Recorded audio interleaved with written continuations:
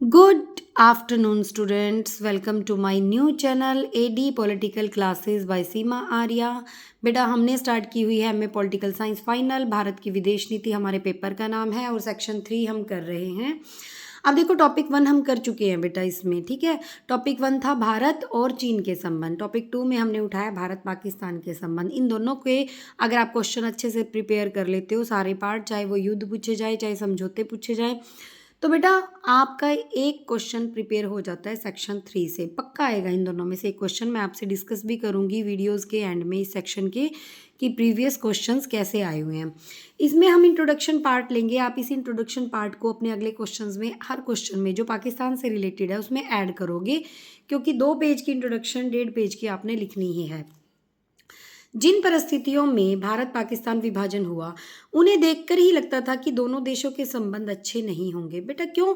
क्योंकि जब इधर से ट्रेन आती थी, इधर पाकिस्तान की साइड से आती थी, उसमें भी कटे हुए लोग, मरे हुए लोग, लाशें पाई गई, यहाँ से जाती थी उसमें भी। तो इतनी मार काट के बाद हम कैसे ही ये मान सकते हैं कि बाद में हमारे संबंध अच्छे रहेंगे। ऐसा ही हुआ भी। जब भारत स्वतंत्र हुआ तब से लेकर आज तक दोनों देशों के संबंध खराब ही रहे हैं। बेटा इंडिया पाकिस्तान की तो बहुत सारी बातों से आप वाकिफ़ भी हो, न्यूज़ में देखते हो, शुरू से पढ़ रहे हो। और इसमें जो आज तक जो ये दोनों देशों के बीच संबंध खराब रहे, सबसे बड़ा कारण रहा बेटा इसमें कश्मीर का मुद्दा। हम इंट्रोडक्शन पार्ट में वही ज़्यादातर बात करेंगे, उसी के बारे में।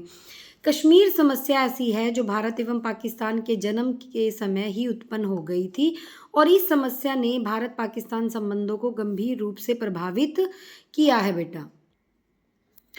भारत के बीच चाहे प्रत्यक्ष या अप्रत्यक्ष रूप से 3 युद्ध मेन हुए हैं, एक और हुआ है वैसे, वो भी हम करेंगे, उसको कारगिल का नाम दे दिया गया।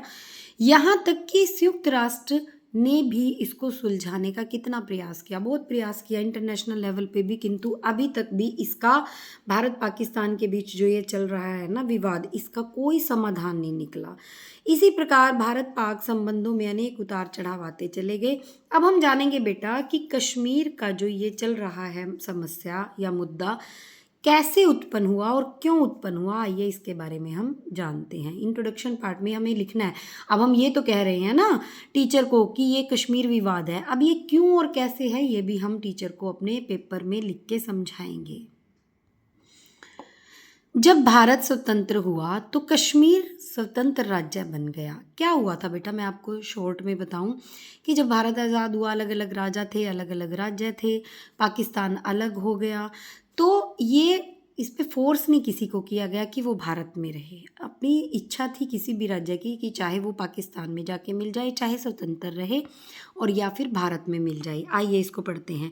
जब भारत स्वतंत्र हुआ तो कश्मीर स्वतंत्र राज्य बन गया, क्योंकि भारतीय स्वतंत्रता अधिनियम 1947 के अंतर्गत प्रत्येक राज्य को यह अधिकार था कि चाहे वह स्वतंत्र राज्य बनाए या फिर भारत या फिर पाकिस्तान में एक में किसी में भी अपनी इच्छा से शामिल हो जाए।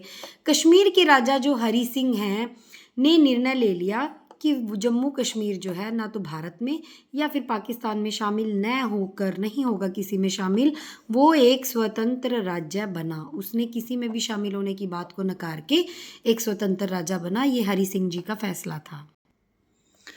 लेकिन पाकिस्तान ने क्या किया? देखो पाकिस्तान को ये था कि ये आज़ाद है, अलग राज्य है, कश्मीर भारत का नहीं है, इसको मैं अपने कब्जे में ले लेता हूँ। इसलिए पाकिस्तान ने क्या किया, 5,000 कबायली को कश्मीर के अंदर ओवन किले पर आक्रमण करने के लिए भेज दिया। मतलब एक बात समझ लो कि 5,000 कबायली जो हैं वो कश्मीर पर आक्रमण करने के लिए आ गए। जब हरि सिंह राजा को लगा कि इस आक्रमण में कबायली भेष में पाकिस्तानी सैनिक ही थे, कबायलियों का तो उन्होंने भेष ले रखा था, एक हो गए कोई लड़ाकू जो कबायली नाम से उस टाइम पे प्रसिद्ध होंगे, उनका भेष बनाकर पाकिस्तानी सैनिक ही थे जो आक्रमण करने के लिए आए। और इस खतरे से निपटने के लिए बेटा हरि सिंह ने क्या किया, भारत से सहायता की प्रार्थना की। अब भारत भी इतना मतलब चालाक तो था कि ऐसे थोड़ी ना सहायता कर देंगे, या तो आप भारत में विलय हो जाओ, अगर आप हमारे देश का हिस्सा बनेंगे तभी तो हम आपकी मदद करेंगे, नहीं तो पाकिस्तान हमें कहेगा कि आप क्यों इंटरफेरेंस कर रहे हो। ठीक है, तो भारत ने बेटा उसको क्या कहा कि भारत क्या चाहता था, किंतु भारत ने तब यह सहायता न देने का निर्णय किया जब तक कि कश्मीर को भारत में शामिल न कर लिया जाए। और इस तरह बेटा 23 अक्टूबर 1947 को महाराजा हरि सिंह ने क्या किया, जम्मू कश्मीर राज्य के भारत में विलय करने का निर्णय ले लिया। 23 अक्टूबर को उन्होंने निर्णय लिया 1947 में, और 26 अक्टूबर 1947 को बेटा जो ये राज्य प्राप्ति के उपकरण पर हस्ताक्षर हुए। जो मतलब ये एक प्रोसीजर होता है ना, पूरे साइन होते हैं बकायदा। फिर वो हस्ताक्षर कब हुए, 26 अक्टूबर को। और जम्मू कश्मीर भारत का अंग बन गया। उसके बाद भारत ने क्या किया, जैसे ही वो भारत का अंग बना तो भारत ने तुरंत अपनी सेनाएं कश्मीर भेजकर आक्रमणकारियों को भगाने में भारत जो था वो सफल रहा। तब से यह विवाद चल रहा है, तब से यह विवाद है। देखो वो खदेड़ तो दिया कबायलियों को और उसको आज़ाद भी करवा लिया, मतलब कश्मीर को, लेकिन पाकिस्तान अभी भी अड़ा हुआ है। जब बातचीत से भी पाकिस्तान नहीं मान रहा था, तो यह मुद्दा जो था वो संयुक्त राष्ट्र में ले जाने का निर्णय लिया भारत ने सोचा कि जब पाकिस्तान ना घुसपैठ भेजने से मान रहा है, ना आक्रमण करने से मान रहा है, तो फिर हम क्या करें, इसको संयुक्त राष्ट्र संघ में ले जाते हैं। फिर तो इंटरनेशनल लेवल पे ले जाने का फायदा था। अब संयुक्त राष्ट्र के समक्ष कश्मीर समस्या जो थी वो चली गई। तो क्या हुआ बेटा, भारत ने संयुक्त राष्ट्र संघ में कहा कि पाकिस्तान कश्मीर से आक्रमणकारियों और घुसपैठियों को पूर्णतः निकाल ले, भी अपने ले जाए, अपने आक्रमणकारी जो भी हैं, घुसपैठिए जो भी छिपे हुए हैं, सबको निकाल ले।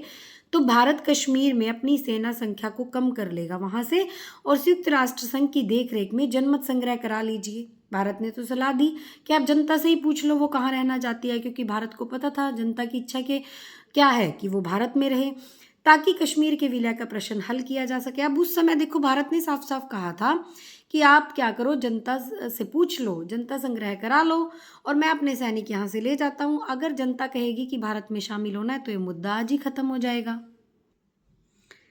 अब फिर क्या हुआ बेटा, संयुक्त राष्ट्र में पाकिस्तान के जो प्रतिनिधि थे उन्होंने भी तो अपनी बात रखी ना। उनका कहना था कि भारत ने कश्मीर को धोखे से अपने में शामिल किया है। अब उन्होंने राजा हरि सिंह की बात को तो साइड में रख दिया और ये कहने लग गए कि भारत ने तो धोखे से हथियाया है कश्मीर को, उसने तो कबायली आक्रमणकारियों में पाकिस्तान का हाथ न होने से इनकार कर दिया। अब जो प्रतिनिधि बैठा था पाकिस्तान की तरफ से, उसने कहा कि जो ये कबायली आए थे इसमें हमारा तो कोई हाथ ही नहीं है पाकिस्तान का। इस प्रकार संयुक्त राष्ट्र में कोई हल नहीं निकला, मतलब संयुक्त राष्ट्र संघ इंटरनेशनल लेवल पे भी इस प्रॉब्लम का कोई भी सॉल्यूशन नहीं आया। फिर क्या हुआ बेटा, भारत और पाकिस्तान ने सोचा कि आपस में बातचीत कर ली जाए, द्विपक्षीय बातचीत कर ली जाए। कश्मीर समस्या को सुलझाने के लिए द्विपक्षीय बातचीत जुलाई 1953 में कराची में हुई और अगस्त में दिल्ली में हुई। 2 बार हुई ये द्विपक्षीय बैठक। कब, एक बार तो पाकिस्तान कराची में 1953 में, और उसी साल में अगस्त में हुई दिल्ली में। लेकिन कुछ नकारात्मक, अब 2 देश जब बैठेंगे अपनी अपनी बात रखेंगे तो किसी को कुछ अच्छी लगेगी, किसी को नहीं। तो यहाँ से भी क्या हुआ, नकारात्मक नेगेटिव बातों के उभरने के कारण उसमें बातों में क्या आ गई, कटुता आ गई बेटा। और भारत ने अब कश्मीर में जनमत संग्रह की मांग को इस आधार पर अस्वीकार किया कि कश्मीर की संविधान सभा ने कश्मीर के भारत में विलय की पुष्टि कर दिया। अब देखो भारत ने क्या कहा, अब तो उसने, पहले तो वो कह रहा था कि जन संग्रह करा लो, अब तो उसने ये भी मना कर दिया कि मैं तो इस चीज़ को किसी आधार पे स्वीकार नहीं करता अब, क्योंकि कश्मीर संविधान सभा ने कश्मीर को भारत में विलय की पुष्टि कर दी है। प्रूफ दिखा दिए गए हैं, साइन दिखा दिए गए हैं। जम्मू कश्मीर के संविधान के अनुच्छेद 111 इम्पोर्टेंट है, में कहा गया है कि जम्मू तथा कश्मीर का राज्य भारतीय संघ का अटूट अंग है और हमेशा रहेगा। कि जब ये बात है तो अब जनसंग्रह की तो बात ही नहीं होती, वो तो पहले थी। लेकिन पाकिस्तान इसे अब भी अस्वीकार करता है और इस तरह यह विवाद आज तक भी चल रहा है। मतलब भारत तो अपने कागजात दिखाता है विलय के कि ये भारत पूरा कानूनी कार्रवाई की वजह से हमारे देश के साथ जम्मू और कश्मीर मिला था, भारत कहता है, लेकिन पाकिस्तान इसको अभी भी अस्वीकार करता है। और ये विवाद देखो आज तक भी ख़त्म नहीं हुआ, कितने लंबे समय से चला रहा है। अगर आपको मेरे नोट्स ईजी लग रहे हैं बेटा तो आप कमेंट बॉक्स में लिखें, आपको व्हाट्सएप पर मैं ये नोट्स भेज दूँगी, PDF आपके पास आ जाएगी। और बेटा अगर आपको मेरा चैनल अच्छा लग रहा है तो प्लीज़ सब्सक्राइब तो करें, ताकि मैं आगे और भी बुक्स हैं MA की वो भी करा सकूं। लाइक करें। और अगर बेटा ये इंट्रोडक्शन पार्ट आपका है किसी भी क्वेश्चन में जो पाकिस्तान से रिलेटेड आता है तो आपने 1.5 पेज इसका लिखना है। Thank you so much.